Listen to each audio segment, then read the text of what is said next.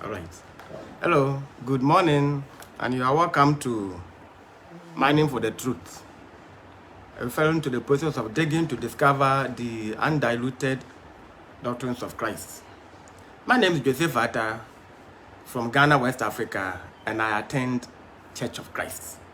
I welcome all my viewers, USA, Australia, Dubai, Ghana, everywhere. Now, USA, I have two people to join. One is my lecturer, and the other is my lecturer's sister. Thank you so much, Madam Susan, and you are welcome to Mining for the Truth. I greet Professor Samuel Kobna. I greet you so much, Prof. I greet you. I also greet the wife, Sister Eunice Kobna.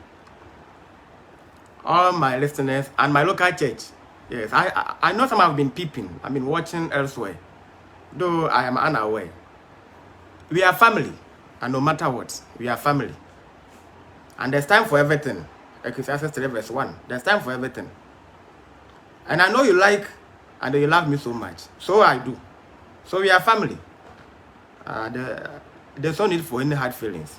We are family, and we are all trying to work for the Lord in individual ways in which we can. Okay.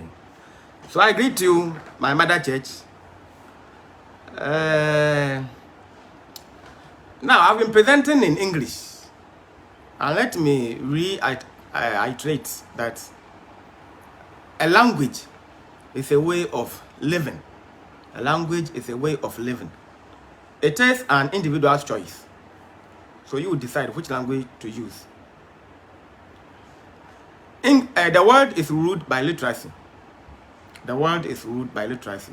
And English has become the official language for science and commerce throughout the world.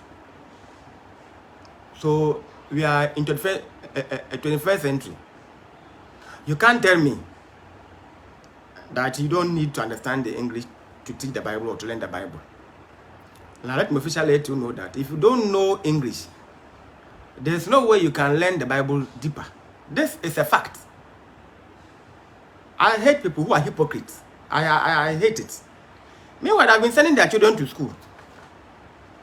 Now, people who are debating that you don't need education or you don't need English grammar before you can learn the Bible. My friend, we are no more in the dark ages. Jesus' time. Now, Christ chose the 12 and then he fortified them. So a fisherman that time, nowadays, how many fishermen? How many fishermen can function as John, for example? You can't. So it's a deception. And then to keep you in darkness, that you don't need literacy to say the Bible. You are a complete and 100% hypocrite. It is not true. Nowadays, everything must be learned. That's why you have masters and an apprentice. So you enroll as an apprentice. Then you are taught. All those who are claiming that you don't need English or you don't need education before you can say the Bible, they send their children to school. Some will even debate that at the end, literate people or people who are educated are rather destroying the country. Now, having known this, that graduates are rather destroying the country, why are you sending your child to school? And those who are claiming that you don't need English to study the Bible, why have you sent your children to go to school to do Bachelor of Science in different disciplines, but not maybe Bachelor of Science in Akan language, let's say Fanti, a Bachelor of Science in, let's say, Ga, Bachelor of Science in Hausa, in Nzima, in Nahanta, and others. But you send them to go and do something, maybe engineering, Greek, social studies, mechanical, automotive, science, and others. Mathematics and the likes. You have known that English is not important and that to survive in life, you don't need literacy. In fact, you don't even need to be educated before you can say the Bible. Why are you sending your child to school? Why? So if you stop it, then I will understand that. I will understand what you are saying. But based on that, I see that to be You don't have any facts. You can't prove it. We are in 21st century. The world is ruled by literacy, whether you like it or not. I just have being here to share the word of God with you. I am not sharing from Kokumpe technology. When I say Kokumpe, I mean from local background. No. And it is not easy. It is also cheap. It is not so cheap to study the Bible, in case you are unaware. To know the Bible is not about any divine intervention. You must learn. Everything is by learning. You learn before you know.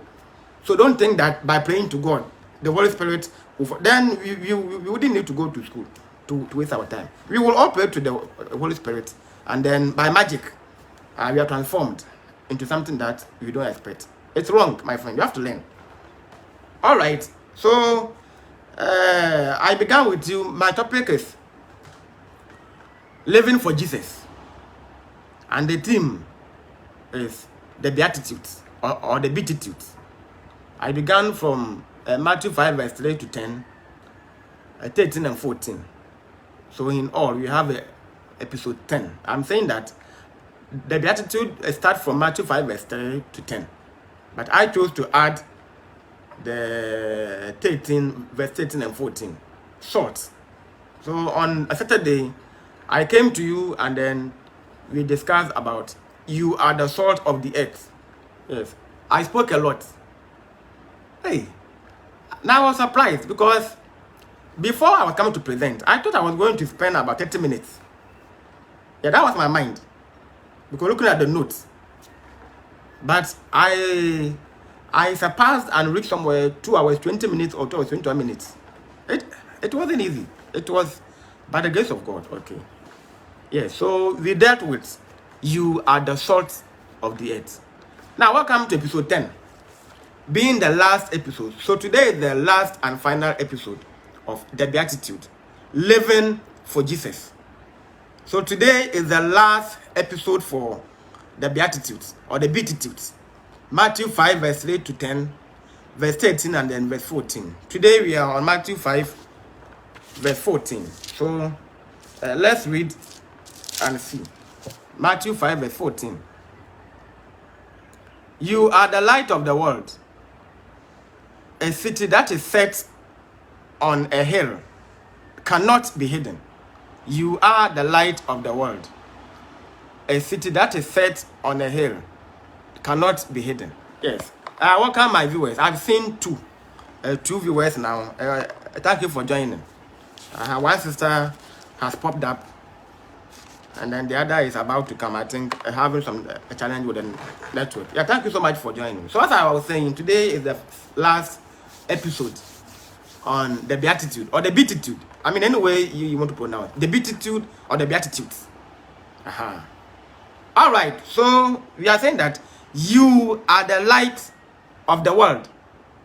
You are the light of the world. Now, before I start, for a change, we need a light. For a change. This isn't part. I'm just giving you some personal analogy. For a change, then we need a light. And for a dark place, we just need only one light. And all those in the darkness, they will all run to the light. I remember my father was a hunter, sorry. And he went to the hunting with some torchlights on the forehead. Now, not knowing that the torchlight reflects the animal's eye. So there's a reflection from the light to the animal's light. And you know, an animal is an animal. So when it sees you like this, then continuously it will peep or stare at you. Then is where you shoot. And from what he was saying, you must know the animal before you shoot it. That's the principle of hunting. You don't shoot by just seeing the light or the light being reflected, but you must be able to identify that I'm going to shoot a grass cutter, antelope deer before you shoot. Why is it that the animal is watching the light? Because they live in darkness.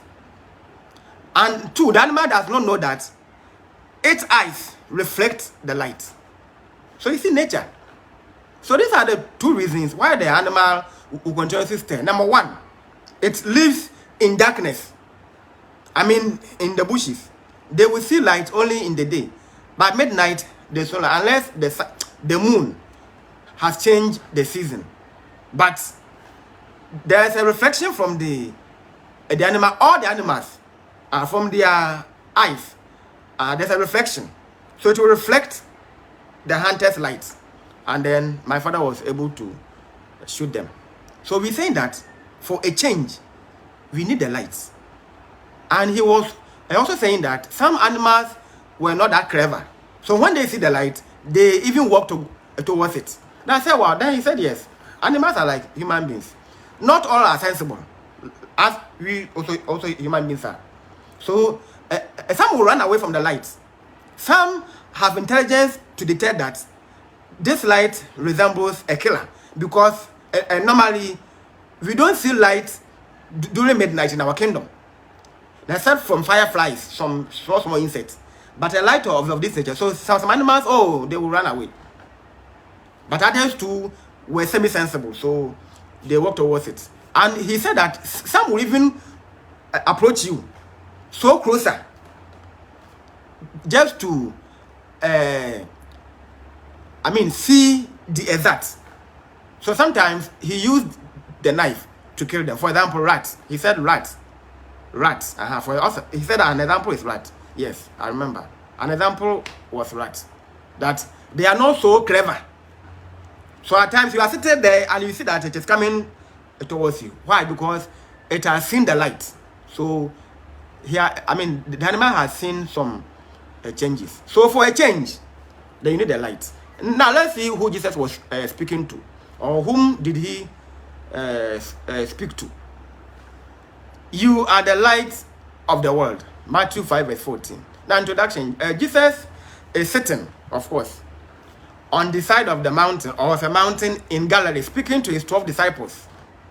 Crowds of people are gathered around them, listening to his teachings. But he's addressing the 12. So here you must know that Christ was not addressing all the crowd. Remember, wherever Jesus was, he was with his apostles. And different disciples will also follow them. And upon all what we have been saying, this was primarily to the apostles. This is what you must know. You are the light of the world. So back then, he was making emphasis to the apostles only. This is what you must know. He was making emphasis to the apostles only. So he's addressing the 12. Jesus says to his followers, you are the light of the world. Now, when we say an apostle is someone who was an apprentice of Jesus Christ. So nowadays, if I hear some stories, apostle this, I say, my friend, you see, you are lying to yourself. You yourself, you know that you are a liar. So why are you deceiving the mass? Okay. You have not seen Christ before. You were not a student, an apprentice. So why do you call yourself an apostle? Were you there during Matthew 5:14? Were you there? You, someone, somewhere claiming you are an apostle. Were you there? If you were Jesus Christ, by now you are dead. So why are you living? It's wrong. And it is a self-deception. So there are no apostles today. So simple. Those who claim to be apostles, they themselves are aware that they are lying. Yes. So Christ was officially making reference to his apostles. You can sit down there and then debate. But I can assure you that when you die, you go to hell. I've been assuring my student that you will fail. And of course, you will fail. You see, you must face facts. As a human being, you should be humble enough to face facts. And then you try to reminisce. You try to reorganize yourself. Try to examine whether this person is saying true or false. But it's because of pride, in which Satan has installed in them. They have refused to listen to a good counseling. There are no apostles today. So if you are doing that, you are even an antichrist. You are wasting time. And you are misleading. And once you are working for Satan, your final inheritance is hell. So to me, the fact I will tell you, the student, normally when I say that you will fail, people, those who are sensible, then they'll come to me. So say, what do you do? Then I say that you are reasonable. So now I'll show you the way. But some are proud and arrogant. And when they finish their final exams, they fail. In fact, I knew you would fail. Because I'm a teacher and I know who you are. Even in school, you are not able to perform. You can't construct simple sentences. What you have been taught, you can't reproduce it. So what are you going to write in the exams? And they carry on with this pride. Oh, I have Jesus. If you have Jesus, and normally they quote, I can do things, I can do all things through Christ who strengthens me. And I say, oh wow. They don't even understand the text, the concepts in which Paul wrote. They don't understand it. It's pride. And at the end, if you, of course, those who just completed, some are feeling, I'm not happy. But to some of them, I want them. Even in the exam that, my friend, you must sit up. The moment I write, sit up on your script, then it means I've cautioned you. But some undermined, and then they have seen their fault. They've been calling to tell me that I say it's passed. So just find some means to go and then erase it for the paper. All right. So here we're saying that Christ was making reference to the apostles, though he was surrounded by a crowd, being the apostles and the disciples. Whatever Christ was with his apostles, then people will also come. The audience, you call them the disciples. Okay, so Christ was continuously training his delegates, being the top. So he was going to everywhere, wherever he went with them. So that they will see and know what he was. So that when he goes, they will also imitate it. So Matthew 5 verse 14 was specifically addressed to the 12 apostles. This is what you must know. Christ was going, and he knew that by all means his time will expire on earth. So therefore he had to choose and train mentees. So an apostle is also a mentee. Were you a mentee to Jesus Christ when he was alive? An apostle is a mentee, so Christ becomes the mentor. You can even say mentor. But if you want to be a bit, can you say mentor? So Christ was a mentor to the mentees, being the apostles. That's why he was addressing them that they are going to shine in the world, and they only will shine. Now from them that I am also here to preach the gospel of Christ. In the Greek New Testament, the personal pronoun you is a personal pronoun, of course. So this is also an indication to those, as I began earlier, who are saying that you don't need English, you don't need literacy or education before you can learn the Bible. I have told you that you are a hypocrite. It is a lie. You are a liar. It is a lie. I told you that you don't need English to say the Bible. Then it means you will always be a superficial person. It means you will learn the surface. There's no way you go deeper. Remember, the church is made up of literate and illiterate. So you don't tell me that you don't need English to say the Bible. You are preventing you are preventing others from accessing deeper teachings. So the you is a personal pronoun. We have 10 types of pronouns. Always I'll be mentioning them. So the you there is a personal pronoun, and it is in the emphatic position. It is placing an emphasis, meaning you and you alone are the light of the world. So he was referring to the apostles only, that only the apostles alone will be the light of the world. You is a personal pronoun. This is what you must know. To emphasize that point, Jesus used the definite article, de. You are there. Let me see if I'm there. Yes. Very good. You are the light. You are there. Definite article. Definite article. I have my reasons of not wasting my time to speak in fancy or tree. I mean, how can I mean, what is the fancy word for a definite article? You see? So basically, you're going to skip it. And then you force yourself to say something which is not the same thing. So the English makes it so clear and understandable. There is a definite article saying that you are the light of the world. You are the light of the world. So he didn't say you are a light of the world. You are a light of the world. You are the light of the world. Just also as we heard from a Saturday teachings, you are the salt. There. You are the light of the world. Now notice also that the scope of their mission You are the light of the world. Now this mission will be worldwide. He was going to send them. Christ was going to send them to the world. So their mission was worldwide. Jesus was on a mountain speaking to a dozen of, normally they were fishermen. Some were poor, some were uneducated, some were uncivilized. And he says to them, you are the light of the entire world. Yes, here is where people have been using to condemn that to be an evangelist, a preacher, a pastor, or whatever, you need not to be literate, because the apostles of Jesus Christ were not literate. This is even a lie. If it is because Paul was someone who was highly educated, we have Luke being a physician and others. So what do you mean by your this example? Whether they were educated or not, remember, Jesus Christ is God. He fortified them through the Holy Spirit. These are what you must know. Christ can choose to make you rich, irrespective of who you are. He is God. So even if some didn't go to school and they were fishermen, some were farmers and others, Christ was them by himself. He is God. So he has the right to fortify them to even surpassing. Of course, no professor on this earth can write the Bible. It is impossible. No professor. That's why the Bible is saying that if you need wisdom, ask God.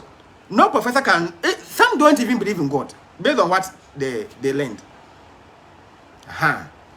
So don't sit down somewhere and think that you will die. So there's no need to go to school. Yes, we have this evil thought in some people's mind that after all I will die.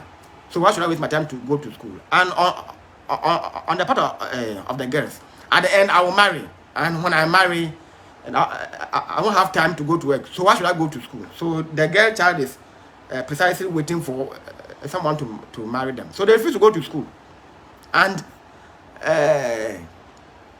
you see, they have turned it that society has been preventing them from going to school. It is a lie. I hate people who lie and people who are hypocrites. In the mind of every woman is marriage. Every woman knows that she's going to marry someday.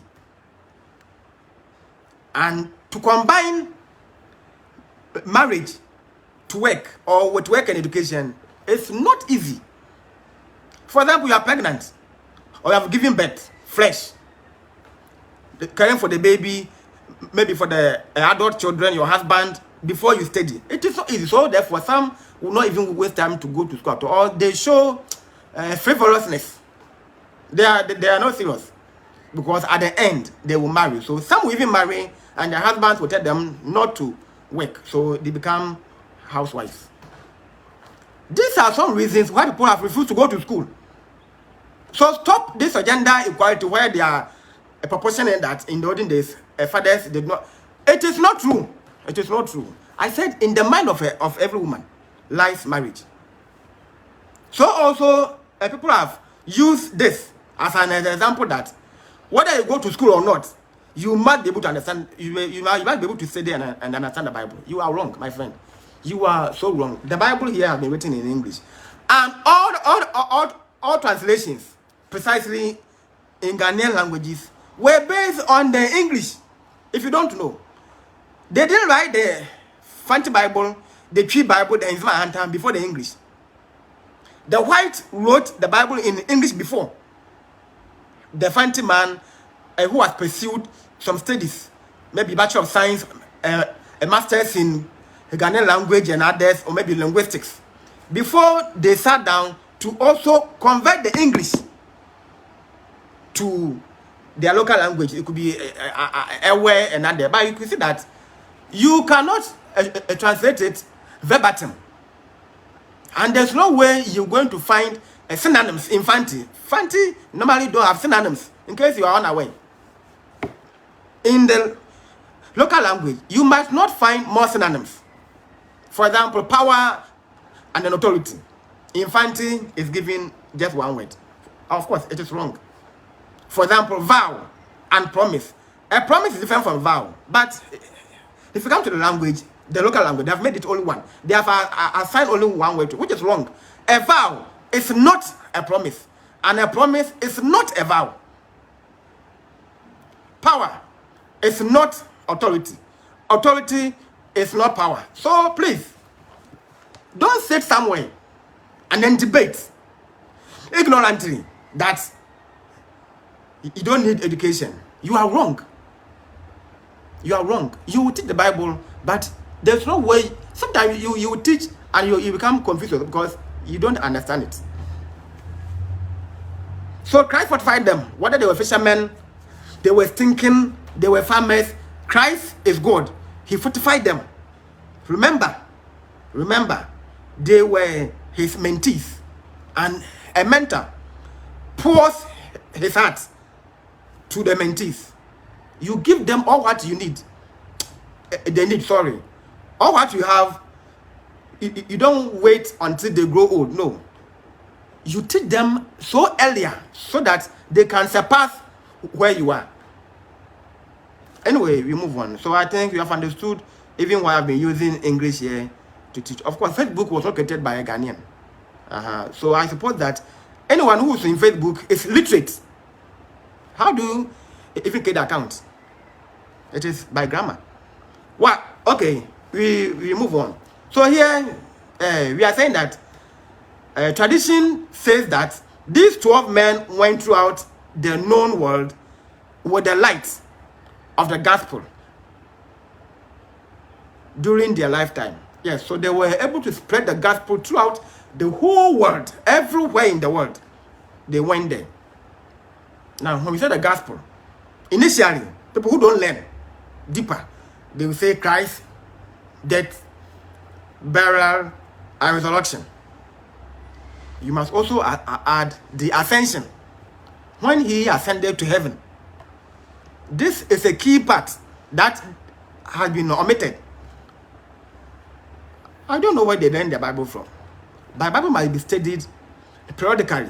And we don't study it once and for all. No. Even if you have your own teachings or sermon, you should be able to review and revise. Because, I cannot present the same thing for about 2 or 3 years. Then you have not been learning. Okay. So, the gospel of Christ is his death, burial, resurrection, and ascension to heaven. That is the true definition of the gospel of Christ. So we are saying that the apostles were able to roam all the world and they preached the gospel of Christ. I was only trying to introduce myself. Introduction of the topic. Now, let's see the synopsis and then the objectives of the studies. 1, to comprehend you, being plural, and of course it includes you and I. So to comprehend you, plural, includes us. B, to know the world's twisted views concerning enlightenment. To know the world's twisted views concerning enlightenment. Now, point 3 or C, what is light? When we say light, what do we mean by light? You are the light of the world. What is the light? D, to comprehend a city and a lamp. Then E, let your light shine. Let your light shine. So we start one by one. Point A, you. Now, the Greek word for you is humis. Humeis. Yes. Humeis. At times, the pronunciation is different from how the word is spelled. So when they give you the word, they also give you the pronunciation. So the Greek word for you in Matthew 5, verse 14 is humis, which means yourself. And this yourself makes it the plural. The you means humis, denoting yourself. All of you. You are the light. So he was referring to all the 12 apostles. So in case you were there, don't say he was only referring to only one person. Anyone who was there, and the you will refer to yourself. So the you there implies yourselves. Now, the word yourselves, okay, is a plural reflexive pronoun that is used as the subject or the object of a verb or preposition. And of course, it is referring to the people being spoken to. As previously mentioned, I'll repeat everything so that someone will not be confused. The you in the Matthew 5 verse 14 is called humis in Greek, which means yourselves. All of you, each and every one, all of you, yourselves. So humis is making reference to you, and the you means yourselves. Now let's try to break the yourself into part of speech. Of course, pronoun. By the types of pronoun. So the yourself is called plural reflexive pronoun, used as the subject or the object. I mean, what you are referring to. For example, Kofi slapped Amma. Kofi slapped Amma. If I want to say it in a more scientific manner, Kofi slapped Amma. So don't say Kofi. Kofi, Kofi. Yeah, Kofi slapped Amma.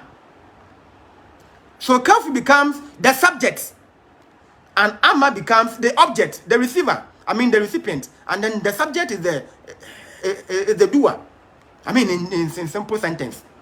That's why we're saying that yourselves is a plural reflexive pronoun that is used as the subject or the object of a verb. That's one. Or preposition. And of course, it is making reference to the people being spoken to, as previously mentioned. So I think this is explained. So this means that it applies to both the apostles, the early Christians, us, I mean you and I, and all the followers of Christ in every age. So now, the first was being addressed to the apostles, then to the early Christians. Whether you were a disciple, a Christian member, you are also among. Because the apostles, they went on to plant churches. And of course, they had members.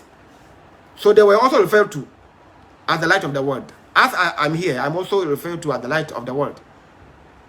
So you and I are also inclusive, yourselves. And then in every age. So next age, of course, we will die. None will live forever. Hey, I sitting here will die someday.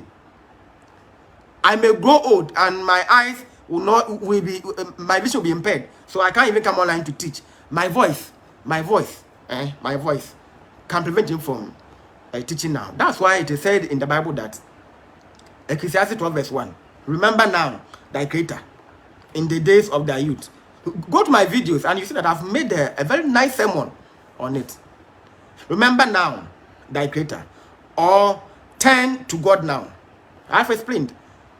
Life will not remain the way as it is. Time takes everyone out. Time. That's why you grow to have gray hair, pouch bellies, diseases and weak joints. Time takes everyone out. None will live forever. So here, we're saying that every age which will come, I mean, when we are died and gone, there will be maybe 20. We are now in 21st century. Maybe 22nd century will come and then it will continue. You will not live forever. No one will live up to 200 years. So even if you live, you can't live for 2 centuries, you see. Yeah, so even those who are yet to come are also light of the world. So they benefit from here. You and you alone are the light of the world. The world boasts of its enlightenment. The world boasts of its being education. I'm a professor. Now I've made a car. I've done this. I've done that. But it is still enshrouded in darkness. The word enshrouded means hidden. The word enshrouded, I mean, synonym for enshrouded, the word enshrouded is hidden. It is still hidden in darkness. The word is in darkness. Because continuously they are being ruled by Satan. Some of them, actually. And today I will prove whether Satan is the God of this world or not. Always I've been saying. I think I will have it in my conclusion. So I will prove whether Satan rules the world or not. Now, point B. There was twisted views concerning enlightenment. Now, the period of history known as the Age of Enlightenment began in the 1620s and lasted throughout the 1780s.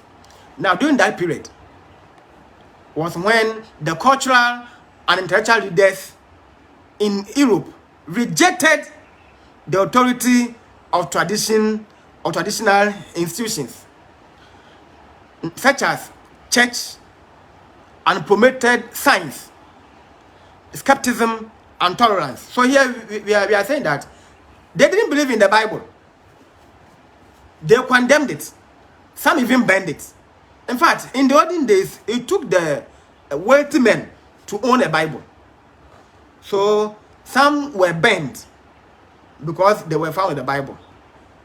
Now, when the world began, as I'm saying, most philosophers thought that the world came by itself.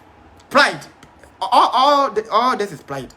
And pride was inherited from Eve to the Garden of Eden. In fact, Satan transferred it. In fact, it was pride which turned the angel into Satan. It is so severe. I said, wow. It wasn't anything. He saw himself to be equal to God. Now, in John 15 verse 20, he's saying that a servant is not above his master. So Satan, being the first angel there, was not above God. But to some point, he thought, even Jesus Christ has stood nowhere to compete with his father. How much were you Satan? So it was pride which entered into Satan that he could war against God, his master. So God didn't even waste his time. He chose an angel. God will not even, he didn't waste his time. Because Satan was so small to fight with his creator. So he chose an angel, and the angel defeated him so easily and sent all his followers down to the earth. And now we are suffering because they will not be able to tolerate him there. So at times I wonder why Satan was brought here. I mean, to worry us anyway. You see. So Satan was still against God. That's why he could not tempt Adam. I hereby tell you that every man is naturally stubborn and difficult. Yes. And it is so good that you are stubborn and difficult. Yes. So Satan was afraid because Adam would be so stubborn that's why he used Eve. Women are weak. I'm saying that if a man be stubborn and difficult, it is, in fact, it will help you a lot. Be stubborn, and when I say stubborn, I'm not making reference to, but someone who is hard, you call you awkward. Yes. So sometimes will not use some girls to come and then attempt you. A man must be awkward. Every normal man must be awkward.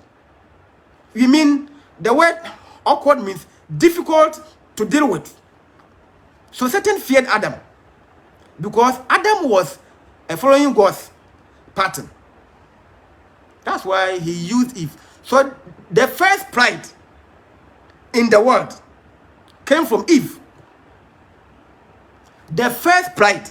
I'm writing something on gender equality, but that one I won't teach it here. Now I'll post it on my my page, Techno Utopian. The name is Joseph Atta.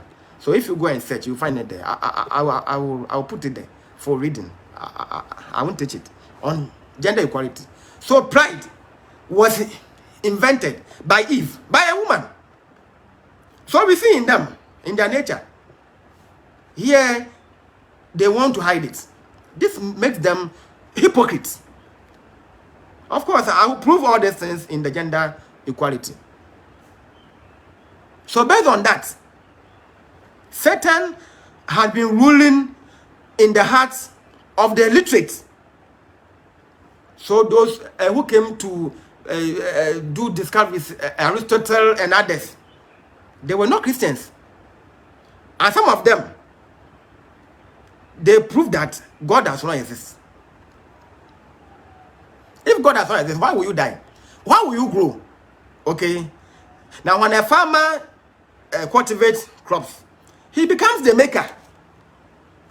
When a farmer cultivates crops, he becomes the maker. He calculates the lifespan of the crops being cultivated. So if it is a maize, the person will say, by 3 months I have to harvest it. Yes, then it means there's a maker to the creature. So far as you are growing with your gray hair, then it means that someone can tell you, you are expiring. When products are manufactured, even a car is given a lifespan. But a certain root in their heart with pride to fight against God. So most of them, they didn't believe that God existed. Or exists, sorry. That God did exist. That's why they banned the Bible from their schools. That's why we're saying that during the age of Enlightenment, 1620s to 1780s, the cultural and intellectual leaders,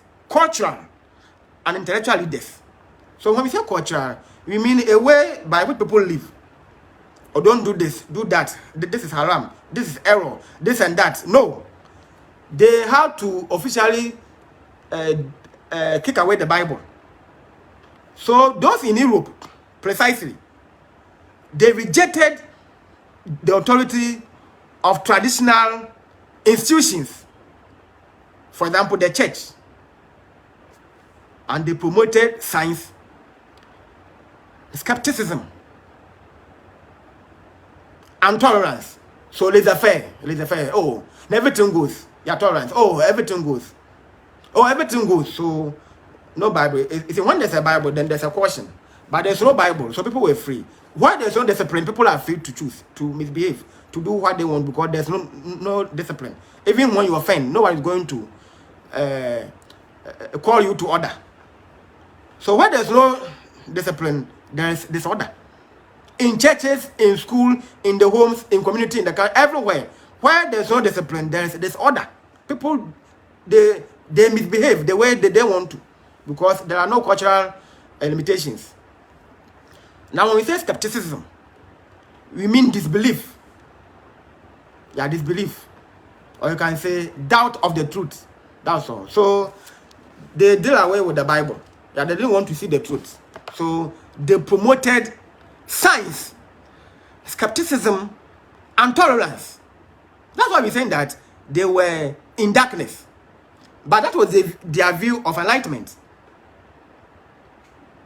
Now to them, the word enlightenment means or meant education, scientific learning, and the arts. This acting, this movie stars and comedians and others. This art. When I say art, you can make reference to the drama if you want, the paintings and sculptures and others if you want to add. So to them, enlightenment meant education, scientific learning, and arts, and the arts. That's all. So they undermined the Bible entirely. They didn't need God to survive. Now, during the 19th century, many of the world's leading thinkers believe that all social problems would be solved by education. But history has proved them wrong.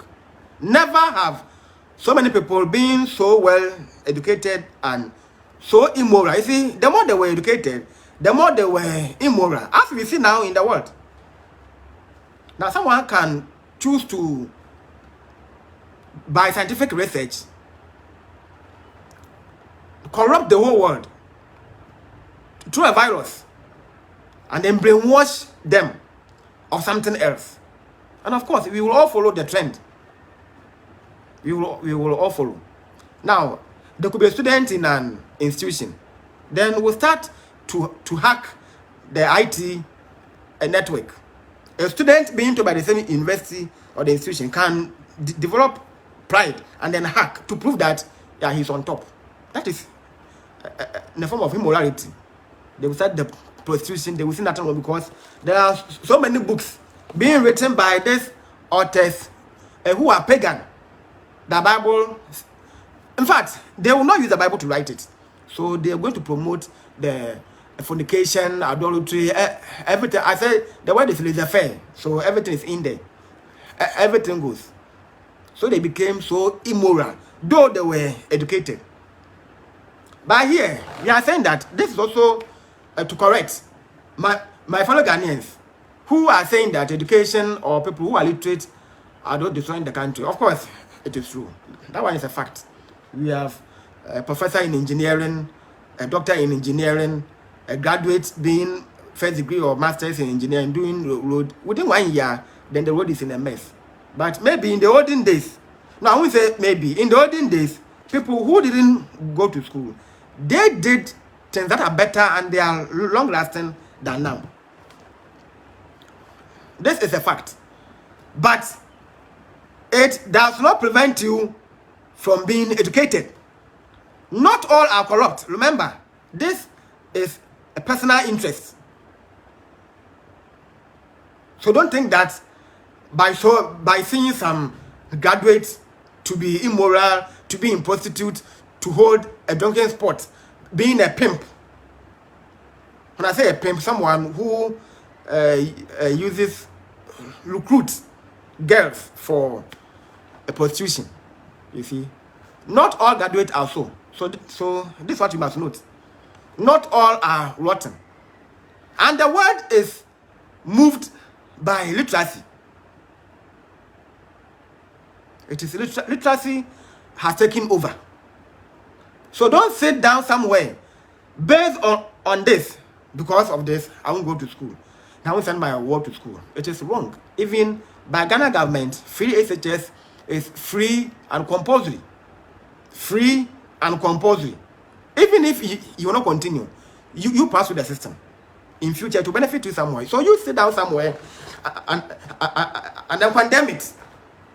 You go to the school and let's see what the outcome of this, what you are condemning, you gain from it in future. No one has ever wasted by investing in education. In case you are unaware, no one has ever, even if you don't get a work to do, you are civilized. You are extremely civilized, unless you didn't well. I mean, compare illiterate to literate, and then see the disparity. Compare literate. In fact, the opposite of illiterate is literate. I won't even say opposite. Antonyms. An antonym of literate is illiterate. So you see the variance so wide. Not a synonym. The opposite word.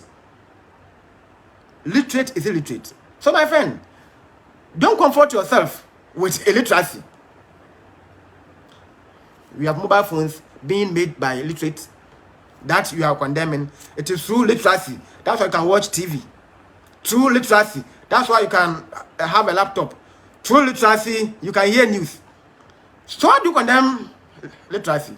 And I'm saying that you need education to study the Bible so deeper. In case you're unaware, you can use your local language to learn and then understand the Bible deeper. My friend, you are a liar. Whoever you are, I am saying that you are a liar. Fine. If by poverty or some reasons you couldn't go to school, that one, there's no problem. Do not discourage your friends who have the means to access better education. Now we move on. Now here we are saying that the higher the literacy, the higher the immorality. This one is clear that in the 19th century, the higher the education, the higher the morality. So also we are experiencing in 2 centuries after, I mean the 21st century. We are still experiencing the same thing. All right. Now let's correct this by a man called Noah Webster. Noah Webster. He was saying that education without the Bible is useless. Education without the Bible is useless. So why are they so immoral? Because there was no integration of the Bible. So you see what someone is also saying. If they had not eliminated Bible and then the truth from the education system, then it means at least, though there could be immorality, but it will not be as much as they got it. Okay, so he is saying that education without the Bible is useless, and of course it is very, very, very useless. You must integrate God in everything that you are doing, whether you are going to school, whether you are learning work, wherever you are, you must find time to study the Bible. If you don't have the hard copy, it should be on your phone. Of course, see to it that what you have on the phone is also good, not a normal Bible. All right, we move on. Now, secular educational institutions have focused on human philosophy, human psychology, human literature, human scientific discoveries, human history, and human languages, while rejecting or ignoring God and his standard. Education without the Bible is useless. You'll be so useless. So you come out so corrupt. Then it's where someone who didn't go to school will say that even though I didn't go to school, but I am more important than you are. Yes, it is true. Because they see no changes. They have not seen any impact in you. You have become morally corrupt. When you give him contract, he buys a luxurious car and then he go for girlfriend. Then he hires a hotel. He spends all the money. So the remaining is what he will use to do the project. That's why you see our roads and other construction things or things given to contractors being inferior. Pride. So they buy a car. So the contractor cannot come to the site or to the front without driving in a car. So the best is that at least if the person was taught or trained by integrating the Bible, then the person will be free from the corruption. So the first is that you do the work. Sometimes you can even use your money to add to it because you want it to be a quality and then durable. So you finish the work, then you can now disburse the profits. Some will do a work, a contract, and they will gain nothing. Some will even go for their own money. They will use their own money to add to, because the employers have refused to, or the contractors have refused to give him money, and he wants the thing to be perfect, so that next time his name will be upon it, becoming a legacy. So some use their own money. They add up because they want it to last. And hey, I'm saying that people who do that, they are rewarded by God by getting a bigger contract even than what they did, because the word there is sacrifice. They sacrificed. They put out their hearts. They gave all what they have to achieve the thing to be better. So all this is because they have neglected the Bible. All the human institutions, the human literature, the human scientific discovery, the scientists, historians have neglected the Bible. Scientists, even the linguistics, people who are into languages, they have all rejected the Bible. They don't even want to hear anything in the Bible. And because of that, there will be more and more immorality. No committed Christian will go for another woman. So this means that in the olden days, if they were proper Christians, they won't be marrying two, three, one wife and then one girlfriend. No, because they behaved the way their culture was teaching them, or the way that they had been taught by their culture. You see, and it was wrong that a man will have two wives. My friend, you die and go to hell. No matter what, when you die, at the end, you go to hell, because you have two wives. One man, one wife. It was Adam and Eve, not Adam and Eve. Adam and Eve, one man, one wife. Now let's see the consequences. The consequences of this humanistic approach to education are disastrous. We are making reference to education without the Bible. With all our education, godless people continue to lie. Yes, we have. I said we have Christians who lie than even those who are non-Christians. They lie, they cheat, They steal. Oh, good. In fact, I didn't even know that they are here. In fact, they lie, they cheat, they steal, they rob, they defraud, they abuse, they rape, they fight and kill. I mean, a Christian. I'm making reference to a Christian, someone who brags that he attends Church of Christ, have all these qualities in him. Some are bragging in churches. Meanwhile, most are thieves. Some have defrauded some people to gain what they have. We call this dishonest gain, and you must avoid it. Proverbs 13, verse 11. Some have lied. Some have cheated. Some have stolen. Some have robbed. Some have abused. Some rape their own church members. We have Church of Christ members who rape their own church members, and because of hypocrisy, they cover it and they go out to preach against different churches.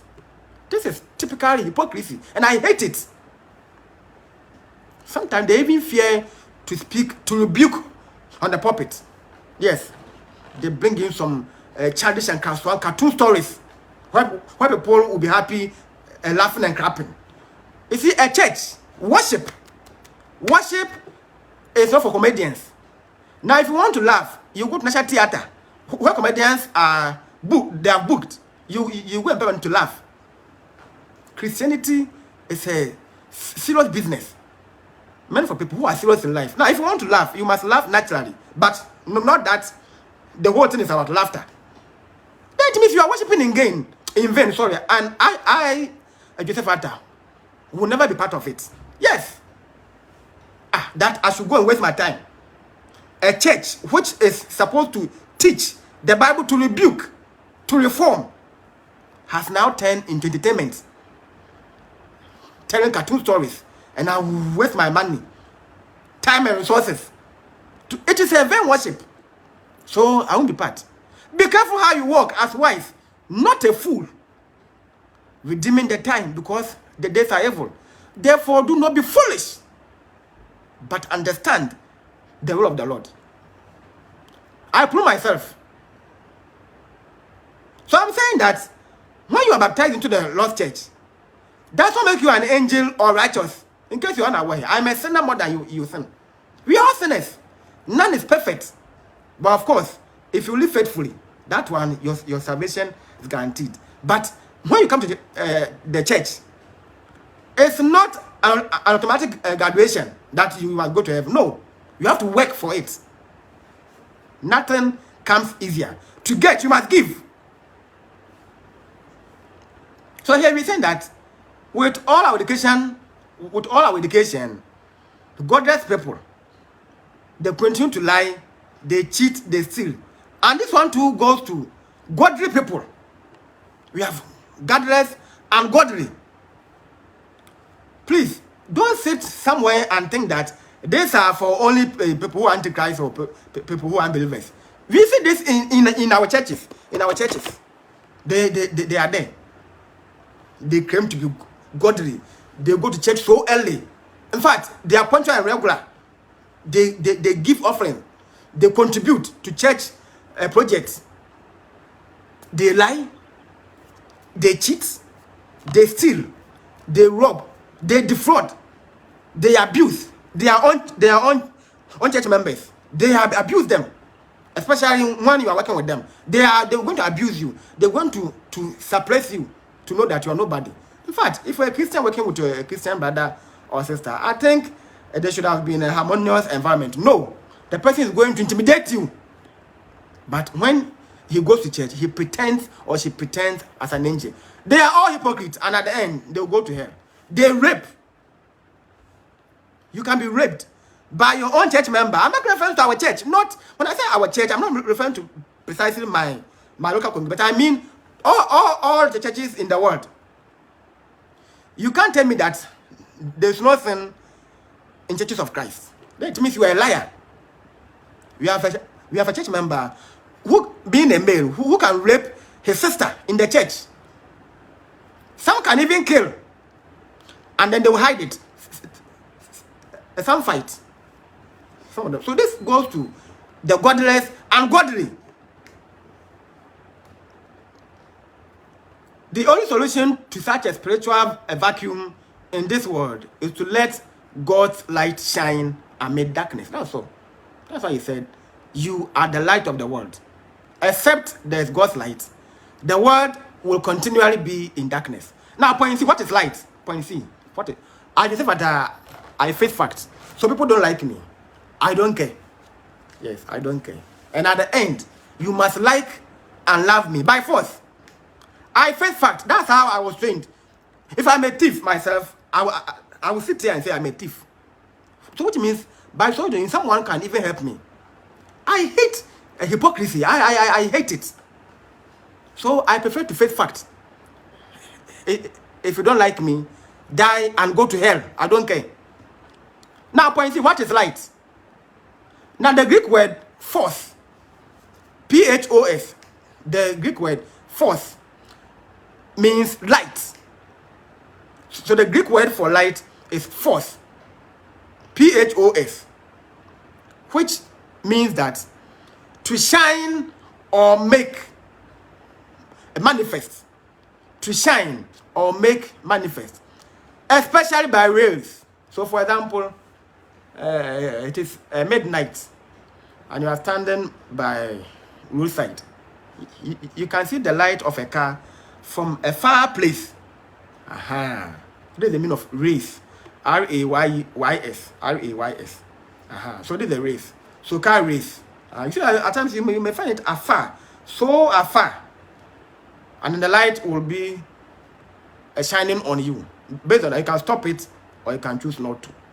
But once a car is coming from afar, you see the rail of the light. So we are saying that the Greek word force means light, depicts, to shine or make manifest. So let it be known. When we say manifest, I mean let it be known, especially by rays. Now in the Bible, light is a symbol of good. In the Bible, anywhere in the Bible, the moment you see light, light is a symbol of good, and darkness is a symbol of evil. That's why we're saying that light has come, but people prefer to be in darkness. Why? Because when they come to the light, their evil deeds will be exposed. Light has overshadowed darkness. So we say light over darkness. So in the Bible, when I say in the Bible, I didn't say old and new, which means in all the textbooks, light is a symbol of good, and darkness is a symbol of evil. In the New Testament, so let's place some emphasis here. In the New Testament, we are trying to understand what is light. You are the light of the world. You see, I'm breaking them into phrases. In the New Testament, light symbolizes spiritual illumination. In the New Testament, light symbolizes spiritual illumination. That's one. Number two, it also means wisdom that eradicates the darkness of ignorance. So number one, light symbolizes a spiritual illumination. Number two, it eradicates. Light means wisdom of eradication. Wisdom that eradicates the darkness of ignorance. Yes, good. Wisdom that eradicates the darkness of ignorance. When you are ignorant, it means you are in darkness. People who are ignorant, precisely those who are illiterate, they are in continuous darkness. That's why we're saying that illiteracy is expensive. Some will even die because of illiteracy. The person can't read. So as he was working. Some may drink a medicine because you can't read. So he just drank it and then he died because of illiteracy. That's why we say illiteracy is expensive. When we say illiteracy, we mean ignorance. So we're saying that it also means wisdom that eradicates the darkness of ignorance. Light. So when you go to school, you have been enlightened. Education is light. Education, literacy is light. Why? Because at the end, you will gain wisdom to eradicate your ignorance. I mean, former ignorance. There's no way you can compare illiterate to literate. There's no way. At times we have been hearing people bragging that now he's a billionaire, he didn't go to school. What do you mean by that? If you didn't go to school, then how can you write it? I mean, how do you write? How do you, it means the person began, but he was not performing in academics. By so doing, you have been educated. And even those who didn't go to school from onset, now they have all been enrolled. They are all going to school. They have employed teachers to teach them in their homes. The world is ruled by literacy. This is what I want you to know. All those who began as boxers, even in Ghana, the person who began boxing was illiterate. Later, because he went international. And international, you go and speak Fanti and Twi. White man does not. White man is not concerned with your local dialect. So this man was forced to start to speak English. He introduced because the grammar was not there. I mean, no, he lacked a vocabulary. So as I was boxing, and then the whole Ghana they also took Now they are using the word like, and I hate it. Someone who is speaking, I want to like, as I was going like this and that, like I hate it. If you go to interview and do that, they sack you because you can't even throw in grammar like, and they were also saying something. Sake of, sake of. It means someone used Fotigo advert also, so they all adapted it. Sake of. Now they have shown the sake of, and they are all using the like. We use like when you want to mention items. So examples of fruit like are not to use like when you are stuck. It means you have to read more literature to correct this error. How often do you hear me use like? No. Unless I'm using to compare. And not when you are stuck. Then you say, the word is ruled by literacy. All those who are now billionaires have been bragging, I didn't go to school. It is a lie. Whether it was pre or post. Now, education is either pre, before, or post, after. So which means, when they gained their wealth, was when they began to school. So still, you are literate. The world is ruled by literacy. That's what I want you to know, that the world is ruled by literacy. There's nothing you can do about this. And English has become the language of science and commerce throughout the world. A language is a way of living. It is an individual's choice. I've chosen to use English to communicate. Yes. And of course, in teaching, you have to use a language which will help you to flow. And Facebook was not invented by an illiterate. And the word Facebook is not in Ghanaian language. So why should I come here and then preach in Fanti or Twi? A language is a way of living. It is an individual's choice. Yes. Here is in my church where I'll be told to preach in Fanti. This is a Facebook. I choose the language which will suit me better. So here, once again, we are saying that once you have gone to school, you have been introduced to the light, you become enlightened, and you refrain from your former self. Once again, education can be pre, before, or post, after. So all these inventors who are claiming I'm the word billionaire, this and that, my friend, when they invent, don't they write manual? They don't go to school. How did they write the manual? The manual is written in their language, either in French, in German, in English, and the rest. All products, they come with the manual. At times, you are even going to sketch it.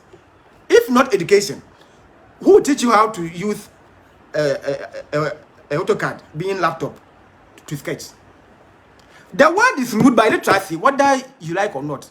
Those who are saying that literacy is not important, then don't enroll your children in education. Then I will see that you are a sensible person. If for someone who is so sensible and then debating that all those who are all the engineers are corrupt, why are you sending your child to the same institution? Because maybe the person went to UCC or maybe Logan, for example. Please, I'm making an inference. For example, okay, fine.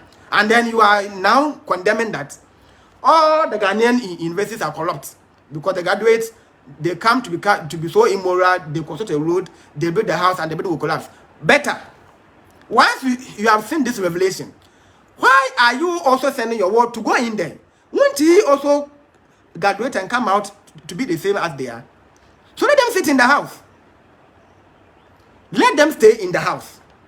If Ghana will progress by native language, then let your children go to school and learn a Bachelor of Science in Fanti, in Nzima.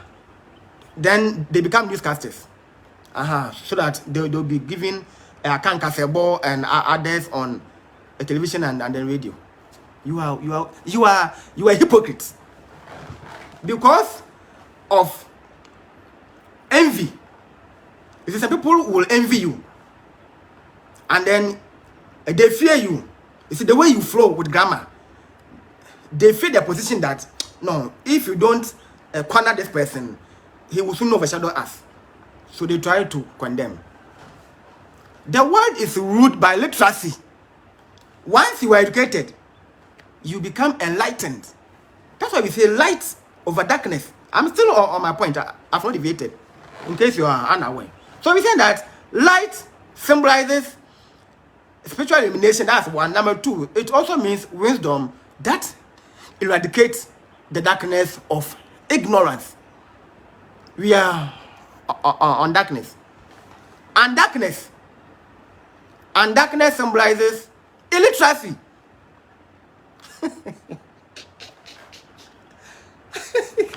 Yes, darkness resembles or symbolizes illiteracy, ignorance, evil, and spiritual blindness. That's what we find in the New Testament.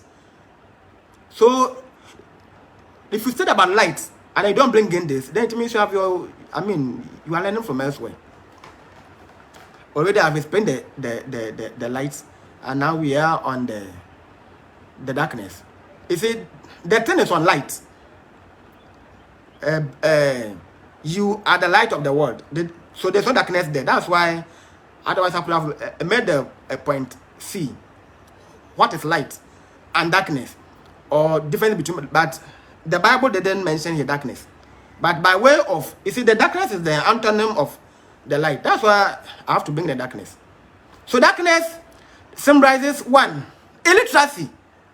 Anyone who is illiterate is in darkness. That's why the person is condemning that English is no good. The person is in darkness. Number two, the person is ignorant. That's why he's condemning it. You see, when you are ignorant, you are blind. So illiteracy, ignorance, evil. Someone who is I would say drinking, womanizing, is in darkness. And then number four, spiritually, you are blind. You are blind spiritually. Yes. You are blind spiritually. Go to 1 John 1 verse 5. 1 John 1 verse 5. And 1 John 1 5.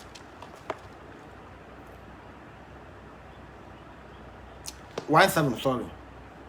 But if you walk in the light, as he is in the light, we have fellowship with one another, and the blood of Jesus Christ, his Son, cleanses us from all sin.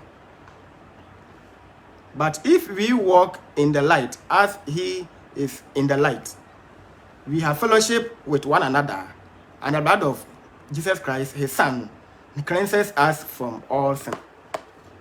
Yes. So here, we are saying that you must be in that, because Jesus himself is light. Let's go to, we are still on the 1 John 1 verse 5.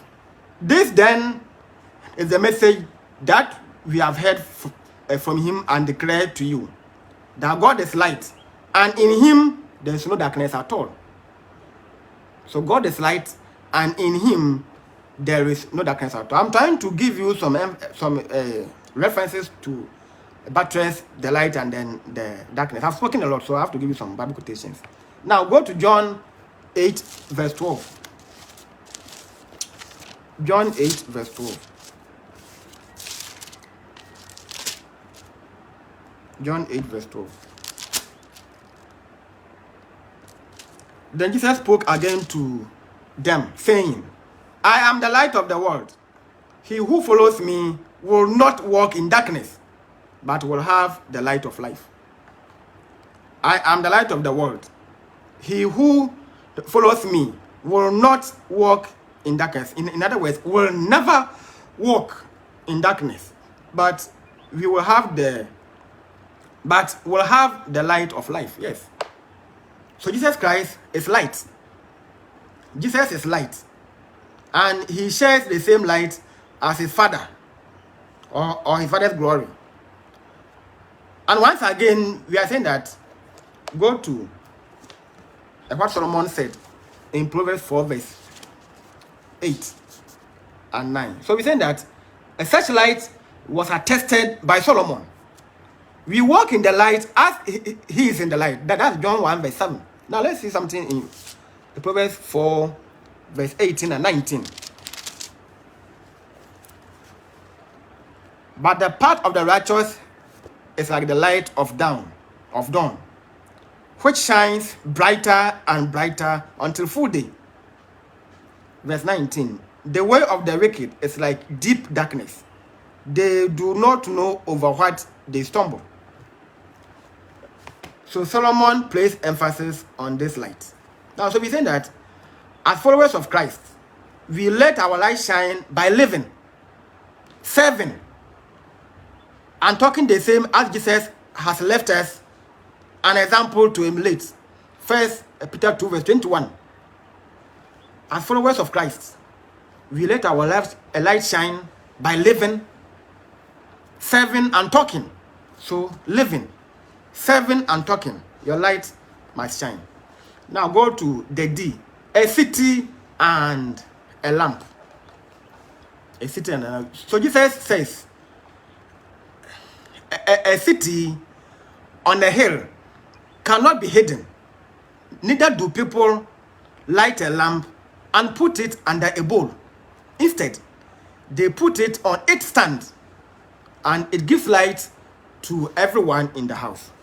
Matthew 5 verse 16.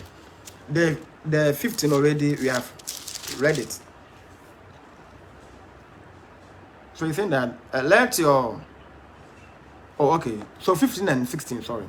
Nor do men light a lamp and put it under a basket, but on a lampstand, and it gives light to all who are in the house. Verse 16. Let your light so shine before men. Let your light so shine, not even shine, no, so shine before men, that they may see your good works and glorify your Father who is in heaven. Yes. So we live it, we walk with it, we talk it. You live with it, you walk with it, and then you talk it. Okay, so we're saying that Jesus' followers are the same as a city on a hill that is always visible. So you mean a city that cannot be hidden. Now the Greek word for cannot, the Greek word for cannot. Now let's see if you can trace it.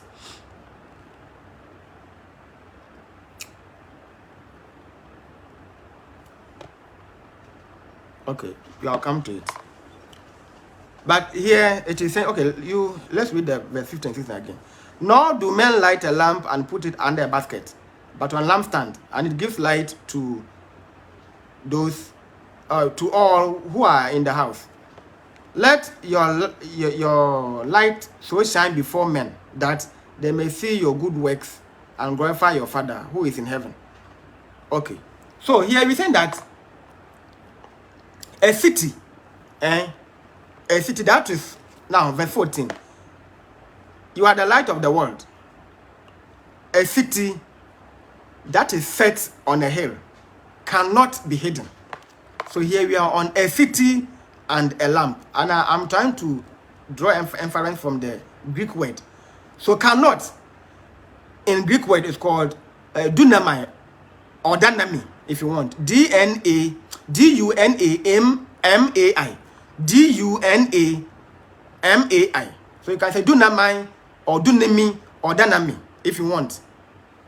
It is placing an emphasis, and it means that it is impossible to hide such a city. So cannot, in Greek word is called danami or dunamai, and it means that it is placing emphasis that it is impossible to hide such a city. So once the city is set on a hill, but the city is always on a hill. The city is always on a hill. So there's no way you not see it. The moment you raise your eye, the thing is already on a cliff. So it is rather, for example, a story building. Wherever you are, you can point to the story building. This is what Jesus is saying. So cannot means that it is impossible to hide. Impossible to hide. Cannot. Impossible to hide. Right. So when Jesus compared his followers to a city on a hill, remember Christ was comparing his apostles to this hill. It is impossible that he pointed to the little city of Safed, which was located on the top of high hill in Galilee. I mean, just a few miles away. Now, Safed has survived for 2,000 years and is still visible on mountaintop today. So, which means that this was above the hill. So, you're going to see it wherever you are. Now, you continue by saying, our light must be visible. Hiding it, maintain a warm relationship with worldly friends. So our light must be visible. That's one. Your light must always be visible. Now, compromisation by saying, hiding it to maintain a warm relationship, to maintain a harmonious relationship, like the fair relationship. When you go to Rome, do what the Romans do. It's the same as lighting a lamp and putting it under a clay bowl, leaving people in darkness. What do I mean? We mean that a Christian who has compromised his Christianity and made friends to impress, to compromise. And compromise is always equal to consequences. When you compromise, you get transcendent consequences. So, hiding it to maintain a warm relationship with worldly friends. You are in school, wherever you are, because you don't want to lose your... Now you are a Christian. So if your former friends are not in the church, your duty is to call them to the church. If not, I stop to move with you, because you are still in the world. And basically, they're going to influence you. When they invite you, they're going to influence you. They will come to you being dressed indecently. And you can remember, assuming that you were a Christian and then your friends have come to your house poorly dressed. What would the neighbors classify you? Or how would they call you? Can you imagine that you were a Christian and your friends are in the world, so they visited you dressed indecently because you compromise your light? In fact, they know you as a Christian. That one is a fact. But when they don't feel shy, to come to you or to mingle with you through their indecency, then it means you have lost your salt. You have lost to heal, to flavor, to disinfect. And it is a shame. And here we think that your light is now under a bowl. Meanwhile, the light is supposed to be on hill, so that it will shine everywhere, then they will all see. Now when the light shines, they run from their darkness to the light. But when you are under a bowl, then it means equally you are in darkness. Compromise is equal to consequence. I just say, Father, I don't entertain what difference.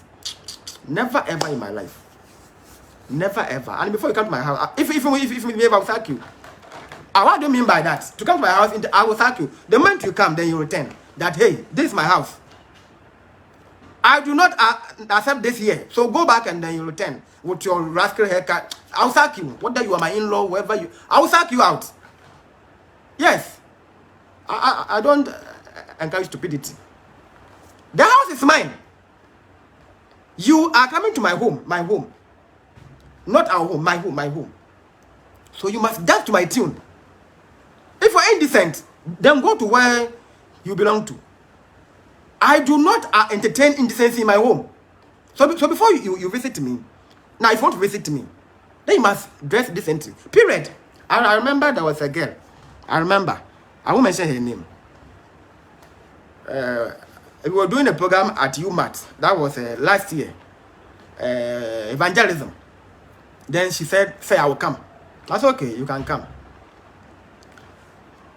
She knows that I don't like foolishness. And she doesn't dress well, even to the school. Of course, she knew who I am. Mr. No nonsense. So I didn't even waste my time to warn her what to wear and not to wear. No, I didn't waste my time. And it was my first time I saw her to be beautiful. She wore a very long skirt. Hey! So long. I said, wow. I've never seen her before. A very long skirt. That place isn't my home. I'm saying UMAT, where I preach. Where I used to go to preach. I'm a campus ministry. Of course, people don't like it. But of course, I'm working for God. So you can't tell me what to do.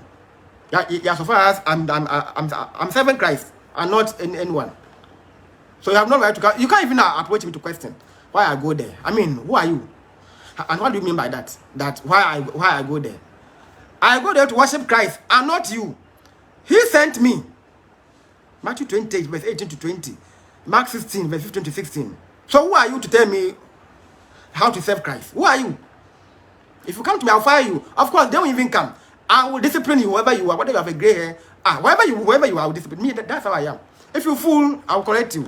I don't care your status and then your biography. Take it to your village. You have your CV, I have my CV. Of course, I cannot use your set to apply for work. What you have, I also have it. So why should I envy you? So this guy came there so decently dressed. In fact, so based on that, I walked with her from railway to Katan Junction, VRE, where she took a car to Efiokuma to an energy estate, and then I also came to Ituma. I was so happy. Why? Because she knows that I hate indecency. I hate it so much. So I didn't waste my time to educate her on what to. No. I didn't. You see, that is life. So we are saying that hiding your light to maintain a warm and hypocritical. You see, we have Christians who drink beer, Guinness, ginseng power, Japia, Abiensu, all the alcoholic. They hide their lamp and they mingle with the world. You go and see them in churches. Pride, I am this, I am that, we are this and that. They know nothing in the Bible. They know nothing. Particularly, they are dead in spirit. They know nothing. Go and see the friends that they mingle with in the world. They are all carnal. They are all pagans. They will be there, and their friends will be drinking alcohol. Isn't it a shame? Isn't this a shame that we are Christians seated with friends on the same table, and they are drinking alcohol and you are drinking malt? This is a shame. What should you if me? I won't go there. I won't even go because I know what you will drink, so I won't be there. There's no way I will sit on the same table with unbelievers drinking crab. What if someone should take a picture? The person can even do some editing to change your mouth into crab. In case you are unaware, you should be reasonable, my friend. You must be reasonable and sensible in life. Someone can do editing. In case you don't know, we change your mods, or okay, let's say that there's no even, but yours was just a disposable cup. So on the media, who will know whether you have poured in, because normally they have the same color. A malt can look the same as a Guinness when poured in a cup. I will not sit in the same table with people who will be drinking alcohol. I will never do it. I will go and sit elsewhere. As I was saying last time, when we went to a program at Cape Coast, it's when I saw men who were using profanities everywhere. So are this, or in fact, and most were married. Of course, I know that people are indecent, so normally I don't like to sit in the. So you see that during break time, I'll go and sit far away from them, because it is when they were going to relax, crack stupid jokes and use profanities. So me, I know who a Ghanaian is. So you see that I will segregate myself afar, and at the end, they tagged me as the most reserved. I mean, when we were done with the program, the elders among people who were sensible, they tagged me as reserved. One day I was there, and one man came that, hey, Atta, for Atta, he's reserved. You see, there's a difference between reserved and quiet. You see, being quiet type and reserved type are not the same. If you are quiet, we mean you don't talk much, okay? I then say he's always quiet. But when you say someone who is reserved is someone who does not speak to anyone anyhow. He chooses his own choice of friends to speak with. So I was only with one man, Mr. Amu Maxwell at TT. He's my friend. I even called him during the week to wish him a Fisher Pie and others. Yes, we were always together, and then reasoning about the work, how we will be able to improve upon, because we didn't go there to joke, to look the same. We went there to be different from the others. So whilst others were cracking dirty jokes, we were somewhere, and then discussing what we have done and how we were going to improve upon what we were doing. You see, do not light your lamp and hide it under a bowl or under a hill. Your light might shine everywhere. I said at the end, I didn't force them. I saw on the page that most reserved, so my name was there, most reserved. Then they wrote my name. Means that I choose whom I speak with and who should come to me. Reserved. And that one is my natural trait, that I am reserved. I don't like to socialize anyhow. So, if you are my friend and you are in the world, you have refused to come to the light, I will not leave my light to come and then join you in darkness. Of course, I have explained the meaning of light and darkness already. I will not rise to your standard. I say I will rise. I will not fall to your standard. They must rise to mine. They must rise to mine than I falling to theirs. It's wrong. I repeat. So hiding it to maintain a warm relationship with worldly friends is the same as likewise lighting a lamp and putting it under a clay bowl, leaving people in darkness. You compromise to leave people in darkness. I said that we have Christians who brag. I've been in the church for 30 years, for 40 years. We have done this and that. They have all hidden their light. And the way that they move, they talk outside the church, whom they move with, they are the same. You don't see who's a Christian and who's not a Christian.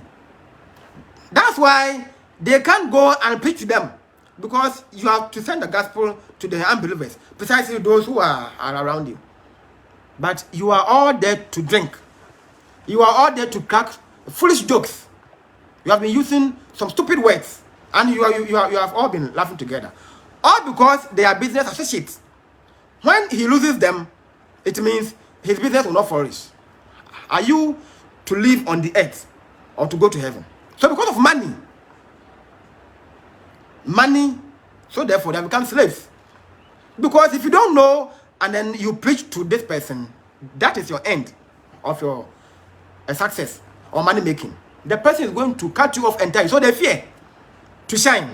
Please, I'm facing the fact that they fear of losing wealth. So therefore they refuse to share the gospel. So they behave as they are. Do what the Romans do when you are in Rome. It's foolishness to do what the Christians did not do what the Romans were doing. On Saturday, I will teach you what is a Christian. In fact, I wanted to give you a sermon, but I think I will continue with the teachings. So you will see what is a Christian. Whether you someone who is in the Lord's church, if you are still a Christian or not, you will know it. Now, we continue. We're still on the same point. I'm in the point D, on a city and then a lamp. So it is just as unreasonable for us as Christians to hide our spiritual light from the world when we have been called to influence the world for God. It is just unreasonable. That's why I'm saying, I'm using the words either stupid or foolish. You are being unreasonable. You are being, because they don't feel shy to work for their master. That's why they have been drinking. Why now? Why are they drinking the alcohol? They are doing advert for Satan. And they do it publicly. My friend, you have to wake up. They are doing it in an open space. At times you find them on the roadside. Most of the spots are precisely placed on roadside because they want to attract customers. And you see them there with plenty bottles and bottles of beer. They are all there and they are drinking. So the cars who are passing, they are all watching. They don't feel shy, so they are they are sending in broad daylight. Why do you feel shy to shine, being a light, also in the same broad daylight? So if you're a Christian who invites wedding friends into your home, dressed indecently, they are serving their master. So whom are you serving? Whom are you impressing? I just said I will not accept that. In fact, in case I travel and I come and meet you, I will sack you. You walk out. I will sack you. And if you misbehave, I'll call the police to come and arrest you. Because it is my home. I don't accept indecency, period. I mean, don't tell me what to do. I'm in my house. I mean, how can I live by a timetable? And what do you mean by that? In my house, that I should live by, it is, you go. Go and do this in your home. Not in my home. It is my home. So you do what I want, not what you want. So if you think you can't comply, my friend, then I didn't even invite you. And your presence means absolutely nothing to me. Will not add any profit to my life. So if I traveled, I came and see, I will drive them all away. They will, my friend, go. This house is not meant for prostitutes and indecency. This is a Christian home. And if they refuse to talk to you, let them die and go to hell. All right. So we're saying that it is so unreasonable to hide your spiritual light and then be influenced by the world. Moreover, we have been called to influence the world for God. What we are doing is not for us. A servant is not above his master. John 15 verse 20. So all what I'm doing for God, not for myself. So if you want to thank me, instead of thanking me, you thank my master, not me. Now, if you go to Revelation 21 verse 8, it is saying that the cowardly will go to the lake of fire. All those who are trying to be a laissez-faire, do what the Romans do when they are in Rome, you will all go to hell at the end. So when you die, tetanus, and then finally to hell. Now, the word cowardly, or the word coward, in general grammar, we mean fear. But hey, the Bible is not saying so. In the Bible, the word coward here means timid. Someone who is so timid. Timidity. So timid. And it is making reference to someone who incites or instigates sin. Someone who incites or instigates sin. That's number one. Number two, someone who does not rebuke sin as a result of a favor. Oh, hey, me this one I won't say. Hey, I won't say it. If I say it, the preacher will not promote me. If I say it, the pastor will not do this. If I say it, my uncle will do this. If I say it, my father, then we call you coward. We mean timid. Not that you are afraid, please, as a synonym. But rather, of course, I said that Bible is not read. It's ought to be read as a graphic. So the cowardly there isn't about being afraid, but someone who is timid. And someone who is timid is someone who fears to rebuke sin due to future promotion. Because once he speaks it, he's going to lose his position in the church in future. It means that they will not be, or he will not be elected. To me, I will say it. I don't, you see, if you want to go to heaven, no apostle went to heaven by appointment, in case you're unaware. You are leader, you are elder, you are deacon. Will not send you to heaven. In case you don't know. Of course, they are good positions. It's a means of shepherding the flock. But they are no qualification to heaven. In case you are unaware. So if you are being timid in the church, once your friends are fooling, they have been misbehaving, intentionally misbehaving, and you have chosen to be timid. Your place is lake of fire. That's where you go. Oh, he's my friend. He's my friend. We all began Sunday school together. Oh, he's my friend. Even my son is staying with him. Oh, he's my friend. We began. You are timid. And so what? He's my wife. He's my husband. So you want him or her to drag you to hell. You are to rebuke. You must reprimand the person. If he goes, he goes. If she goes, she goes. We don't care who you are. You must reprimand, rebuke. They are afraid because next year they are going to do election. Next month they are going to do this. Next this they are going to do this. So if I say it, they will not. To hell with your this Ghanaian and wedding appointment and positions. Yeah, to hell with them. To hell. I don't need them. In fact, they will even block you from saying the truth. So I just I don't like posts. I prefer being a lay person so that when you misbehave, then I can give it to you. But once, you see, sometimes the post is given to you to make you timid.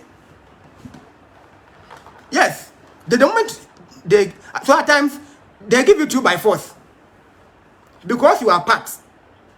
When you go to puppet or to the media to speak, then it means you are. So me, I won't be part. I prefer to preach, and I will never belong to any committee. I prefer to preach. Period. So that if you misbehave, then I can fire you, whoever you are. So sometimes they intentionally give the post to someone whom they have seen that he's a threat, so that then they'll bring you down. I don't like any post in the church, in my work, everywhere. I want to be a neutral person. I mean, that's how I am. By my nature, I hate sin. People who are hypocrites. Oh, I'll fire you, no matter who. I'll fire you, whether you understand or not. Me, I'll fire you. If you don't understand, I don't care. My duty is to fire you. Period. You see me and you don't greet me. And so what? So the cowardly goes to the lake of fire. And I'm saying that the word cowardly means timid. But the Greek word means timid. And the meaning is that, number one, the person incites someone who has been promoting them to sin because his win will be from the youth. So he befriends the youth, and in return, they will sin to disgrace you. Of course, if you rebuke them, they will vote against you or make a coup against you. So continuously, you impress them. Compromise is equal to consequences. Meanwhile, they were in darkness. So you should have rather rebuke and then bring them to repentance because of voting and then appraisal. So they surround themselves with the sinners and continuously they sin. So when they see you coming, then they fear. They don't even want you among them. Be careless, my friend. This will not send you to heaven. Having posts in the church, having posts at your workplace will not send you to heaven. Rather, they may even lead you to hell. I chose to be a neutral person. So when you offend, I can give it to you. If you change, it will help you. But if you offend, then I won't spare you. So once you are a coward, he's my friend, he's my wife, my daughter, my son, so I won't say it. We all began this together. You have been friends for this and that. You are a coward, you are timid, you have been inciting sin, you have refused to rebuke sin. At the end, that's where you go. If you think I'm lying, go and read Revelation 21 verse 8. Go and read it. Don't see the cowardly as afraid, though. Please. Trace the Greek origin, and it will tell you a timid. So failure to rebuke sin due to promotion. If I say it, the person will not give you promotion, or I will lose my connection with him or to him. And then number two, you incite. You have been promoting sin. You die, and at the end you go to hell. Now let your light shine. Point D, being the last point. Let your light shine. So Jesus concludes by saying that. Go to Matthew 5, verse 16. Let your light so shine before men that they may see your good works and glorify your Father who is in heaven. So Jesus concludes in the same way, let your light shine before men that they may see your good deeds and praise your Father in heaven. Now the Greek word, let it shine. The Greek word, let it shine, is in the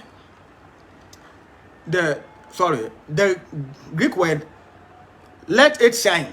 If at times you have just one word and there will be a Greek word, but at times to be a phrase. For example, I can do all things. And you see that I can do is given one Greek word. Please, it is the same that we see here.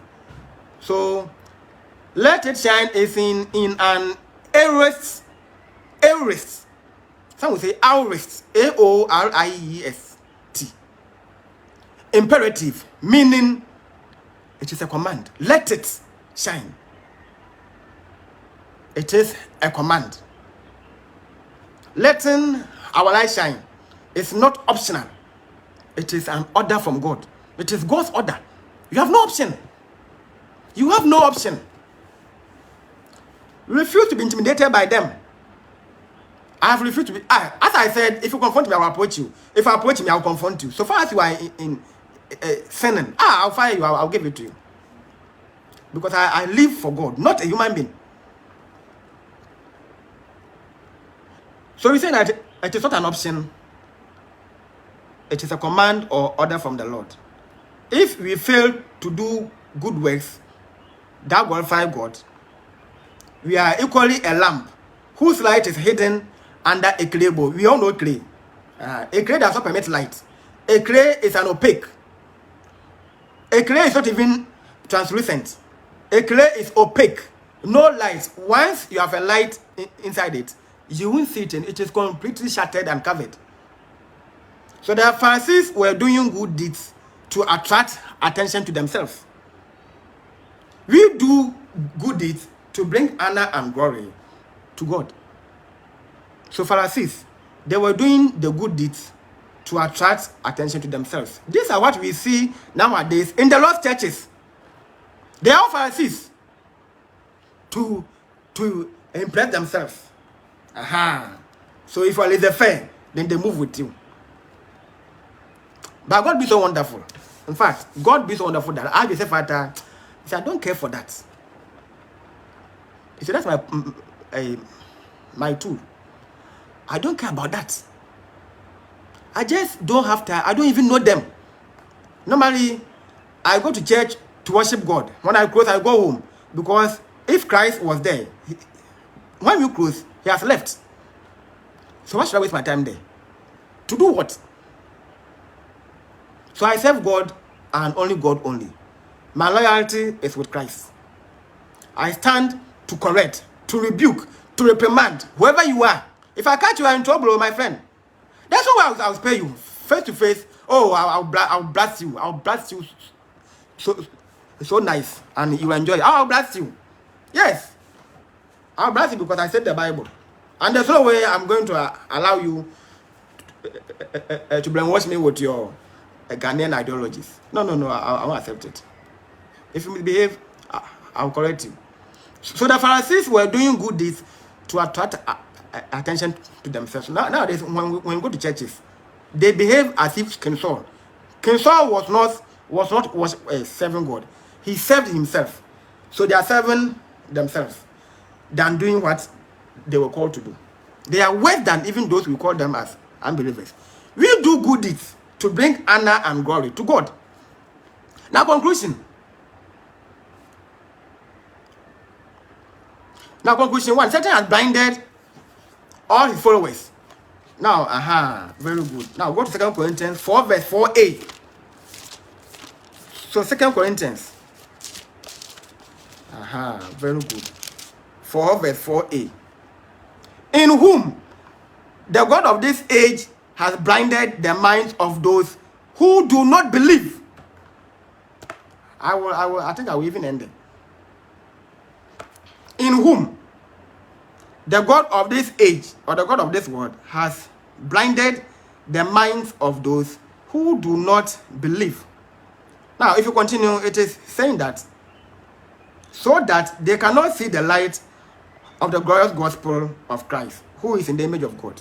So, the phrase, the God of this world has blinded them. Now, I think this I've already explained. So, Satan has blinded only his followers, and he rules the hearts of them. Satan is not the ruler of the earth. So, if you are a church and are preaching this, you are an antichrist. Yes. The world was created by God. The world belongs to God. Satan has created a no world. And God will not give his world to Satan. No. Knowing very well that he is his opposite. You understand? So Satan has blinded, or being the God of this earth, meaning that he rules in the heart of those who worship him. Period. So Christians are not being ruled by Satan. It is a lie. No Christian is blinded by Satan. But rather, he has blinded his own followers. I mean, the Freemason, the gays and others. Those who drink, womanizers and thieves and others. We are blinded by Jesus Christ. So Christians are not ruled by Satan. We are ruled by God. John 9 verse 31. God does not listen to a prayer of a sinner. All are God's creatures. Not all are God's children. All are believers. Not all are Christians. You see? This is what you must you understand. All are God's creatures. Not all are God's children. So if you are a thief, if you are an antichrist, if you're not a Christian, and then God, you get blessings, don't think that God has been answering your prayers. In case you are unaware, remember Satan can also cause rain to fall. Satan can also create a human being. Those who get children through the lesser gods, they are given by Satan. In fact, he saw himself to be almost, the word is almost. He saw himself almost to God. So I will use some two engineering terms to explain to you. We have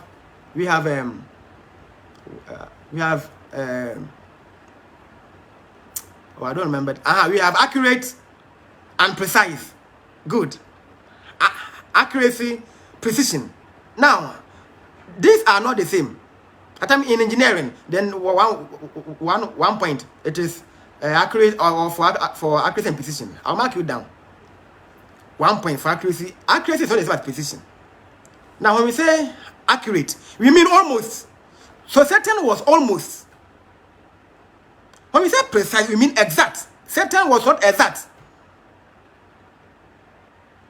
Accuracy and precision. The word accurate means almost. So which means it is not equal to almost. So that's what I'm saying, that Satan was almost to God. Almost. He was accurate, not precise. So the word precise means exact. Same thing. So Satan he saw himself that he was equal to God. But rather he was almost. So it's ignorance and pride. He was almost. At times, when you give someone the freedom to come so closer to you, then he thinks that you are the same.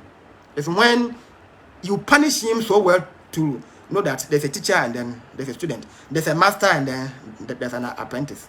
So Satan was accurate. He wasn't precise. Anyway, so let's move on.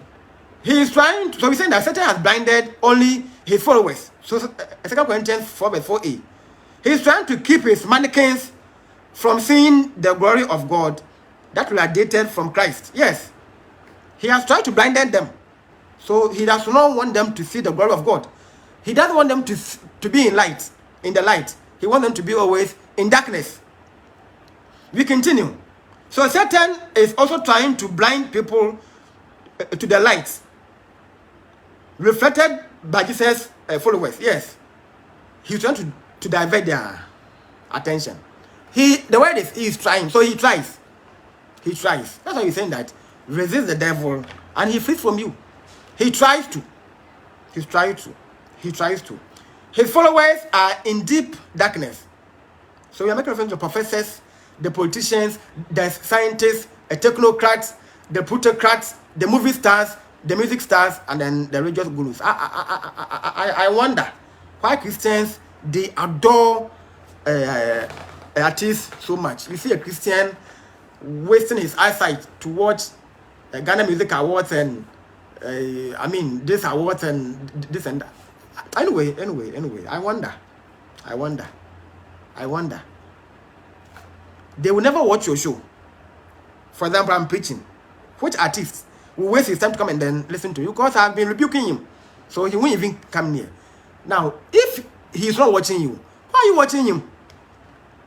He doesn't know you. Why do you know him? You are a fool. Anyway, for wasting time.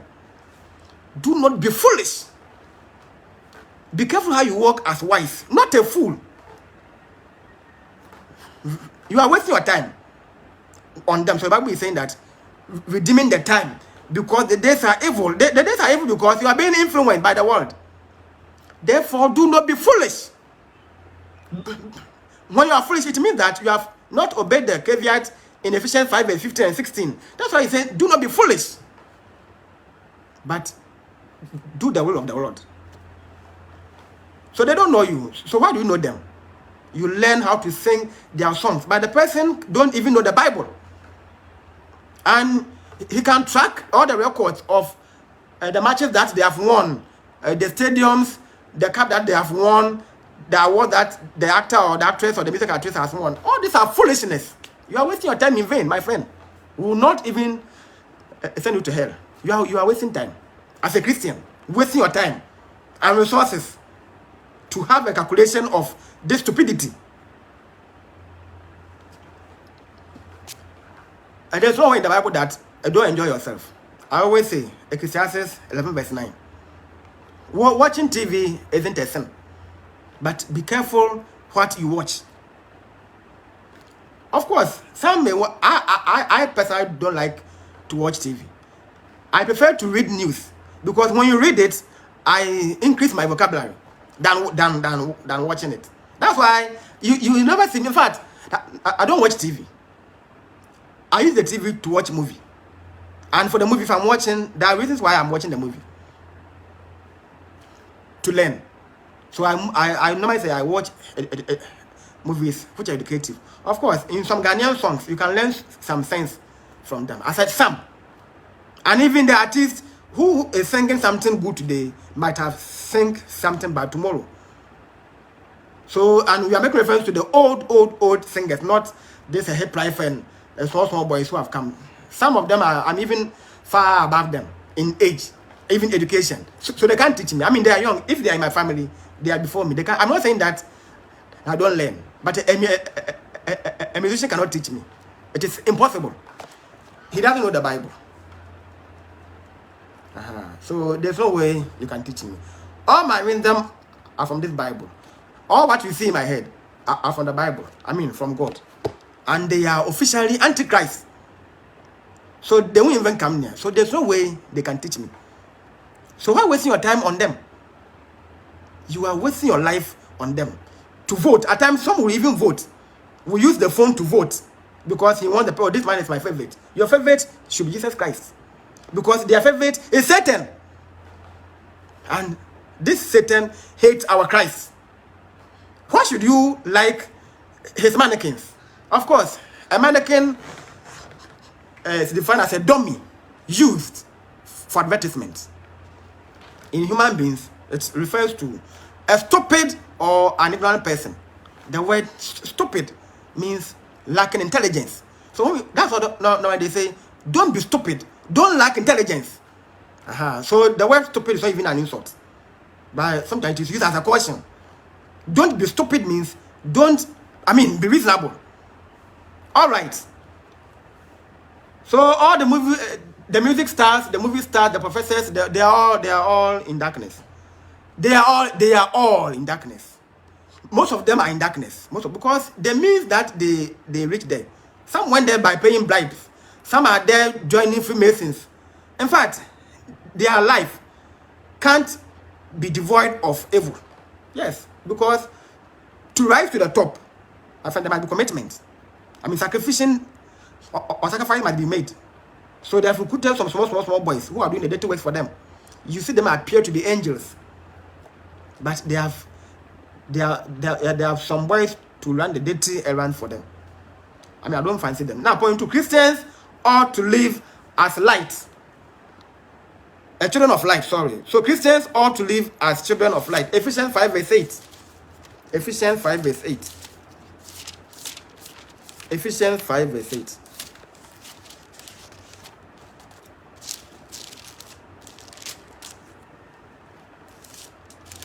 Okay. For you were formerly darkness, but now you are light in the Lord.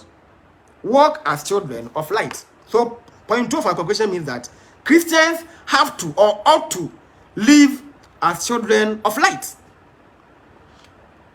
Now point 3, First John 17 verse 11. Sorry. John 17 verse 11. Verse 11. John 17 verse 11. And now I am no longer in the world, but these are in the world, and I come to you. Holy Father, keep through your own name those whom you have given me, so that they may be one as we are. So John 17 verse 11. Now let's go to 15 and 16. I do not pray that you should take them out of the world, but that you keep them from the evil one. Verse 16. They are not of the world, even as I am not of the world. So we say that we are in the world, but not of the world. So Christians, of course we are in the world. Now, the example is that, let's say you are swimming in the sea. The sea. If you are swimming in the sea, the salt, the seawater will produce salt on you. Okay. So you go there to swim in the sea. But at the end, you go out to wash yourself, or you go out and then you go home. Now, by swimming in the sea is referring to the world. And you, the swimmer, becomes the Christian. So the Christian swims in the world.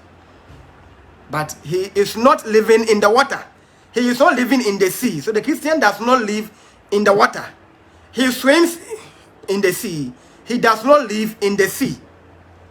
We are in the world, but not of the world. We swim in the sea. We are not in the sea. So I think this point is well, this is what I read in John 17 verse 11, 15 and 16. We are in the world. We are not of the world.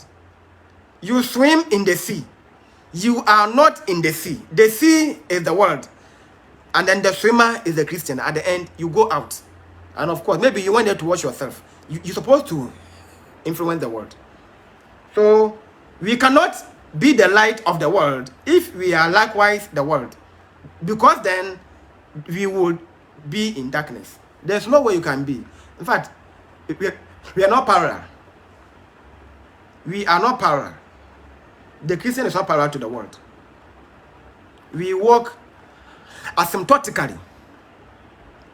If you go to drawing, we have parallel lines and asymptotic lines. When we say parallel lines are lines that are straight. They are straight. But when we say asymptotic, they are lines that does not even meet, or they are lines, sorry, I said that. They are lines which do not meet, even at the infinity. The lines will go and go and go and go. There's no way they will meet. So that's what I'm saying. You must walk asymptotically. Yes, of course. As I'm saying, you need a literacy to say the Bible. Of course, at times I've been explaining from the engineering background because, of course, I did engineering. So supposing that I didn't go to any school and I'm here, you said I'll be polluting you. So as Christians, even though sometimes we are walking a parallel with the word, but it should be asymptotic. Walk asymptotically with the word. There's no way you're going to meet even at infinity. When I say infinity, it means you don't even know. You walk and walk and walk, and then these lines, there's no way they will meet. They will go and go and go and go. There's no way the lines will meet. They are opposing to each other. So line A will never like line B. Line B will never like line A. Unless there's an agreement. There's no way they will meet. That's how a Christian should live in the world. Now, point 4. Christians are especially chosen people to shine. To shine. 1 Peter 2 verse 9.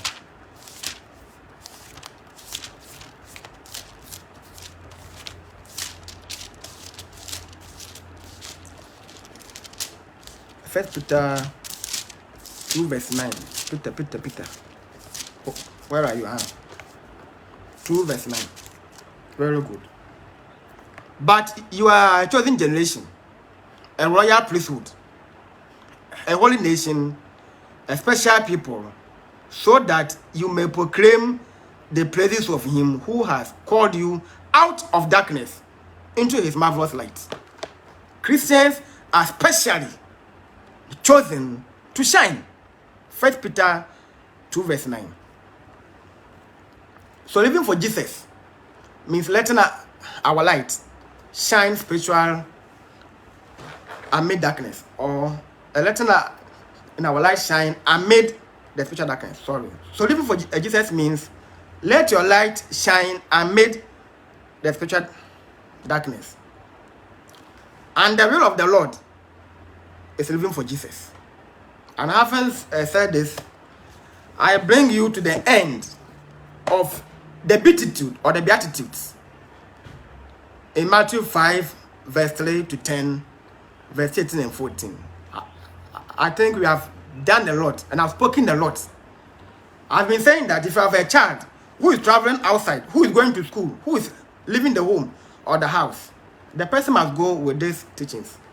And if he or she is committed to it, he goes and comes unharmed, because it has all what we need to even combat the culture and what the world is saying. There's no way you conform. So we are done with it. Saturday, by God's grace, I'll come to you same time from 10 to 1, but I'll begin somewhere 11. What is a Christian? What is a Christian? Then this will be followed by what is the church? So the rock. So when I'm done with these teachings, then I'll come to you with some sermons. So thank you once again, and I'm grateful, sister, for always being with me. Your time and money, I'm so grateful, and I thank all my viewers. Officially, God bless us all, and I will see you again next week. So Joseph Atai is my name. Aten Church of Christ. Anyone who prevents you from doing evangelism is an antichrist. Bye bye.